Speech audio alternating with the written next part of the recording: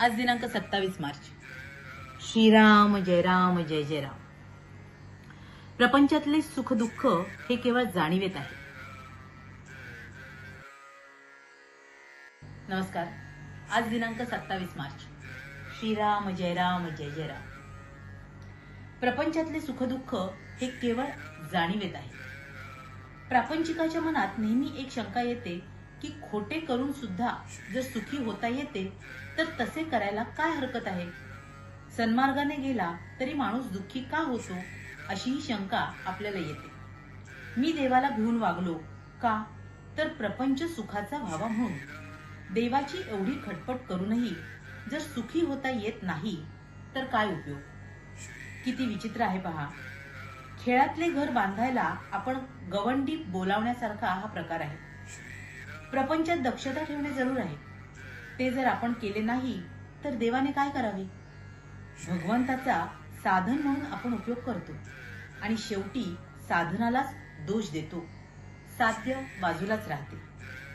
भगवंत विषय देईल पण त्याबरोबर त्याचे दुःखही देईल. एक जण मारुतीरायाला सांगून चोरी करीत असते. तो एकदा पकडला गेला आणि त्याला शिक्षाही झाली. तेव्हा तीही मारुतीच्या संमतीनेच झाली असे नाही का. मी कोण हे जोवर आपण ओळखत नाही तोवर वैभवाच्या शिखरावर जरी गेलो तरी आपल्याला समाधान मिळणार नाही.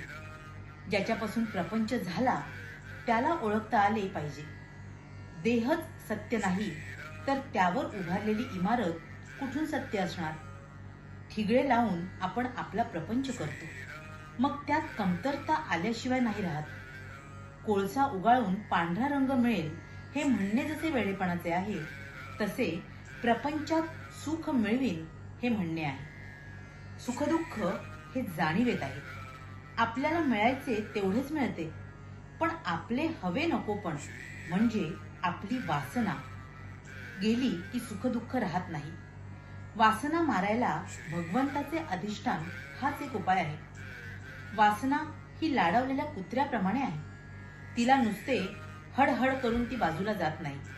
पण तेही बरोबरच आहे कारण आपणच तिला लाडवून ठेवले आहे. म्हणून भगवंताच्या पूजेच्या वेळी सुद्धा ती देवघरात येते. शिवाय वाईट वासनेमध्ये चांगल्या वासनेला मारण्याचे बळ आहे कारण आपण स्वतः वाईट वासनेच्या बाजूचेच आहोत. वासना ही कोणत्याही उपायांनी तृप्त होण्यासारखी नसून आपण जर भगवंताजवळ वास ठेवला तरच ती नष्ट होते. मी करता नसून परमात्मा करता आहे अशी भावना झाल्याशिवाय मन भगवंताला अर्पण होणार नाही. ते अर्पण झाल्याशिवाय फळाची अपेक्षा सुटणार नाही आणि फळाची अपेक्षा सुटल्याशिवाय जीवाला शांती मिळणार नाही. वासना म्हणजे देवाच्या विरुद्ध असलेली आपली इच्छा होय. श्रीराम जय राम जय जय राम. प्रत्येक मनुष्य आपला प्रपंच करतो तो खरं तर समाधानासाठी, आनंदासाठी. पण आपण कितीही जरी खटाटोप केला तरी आपल्याला पूर्ण समाधान किंवा सुख का मिळू शकत नाही. तर याला कारण म्हणजे आपण आपल्या भगवंताला साध्य समजत नाही, साधन समजतो आणि मग विषय सुखांचीच अपेक्षा करत बसतो. आणि याला मूळ कारण म्हणजे अर्थातच आपली वासना. आपली जाणीव आपल्याला खरं तर सुखदुःखाची अनुभव देत असते आणि म्हणूनच आपली वासना जोपर्यंत आपल्यातून दूर होत नाही, आपण या वासनेपासून दूर होत नाही तोपर्यंत आपल्याला खऱ्या शाश्वत अशा सुखाची किंवा समाधानाची अनुभूती येऊ शकत नाही. आणि अर्थातच आपल्याला या वासनांपासून दूर जायचं असेल तर त्यासाठी आपल्याला आपलं कर्तेपण बाजूला ठेवून आपलं सगळं कर्तेपण हे परमेश्वराला देणं, त्याच्या चरणी अर्पण करणं आवश्यक आहे. आणि मग तो ज्या परिस्थितीत आपल्याला ठेवेल त्यात समाधान मानणंही आवश्यक आहे. आणि यासाठी अर्थातच भगवंताशी अनुसंधान आणि त्यासाठी त्याचे सातत्याने नाम हेच केवळ एक साधन आपण करू शकतो ज्या अन्वये आपल्याला आपल्या आयुष्यातला शाश्वत आनंद आणि खरं समाधान प्राप्त होऊ शकतो. असं हे समाधान आपल्या गुरुकृपेने त्यांनी दिलेल्या नामाने आपल्याला प्राप्त हो हीच त्या गुरुचरणी प्रार्थना.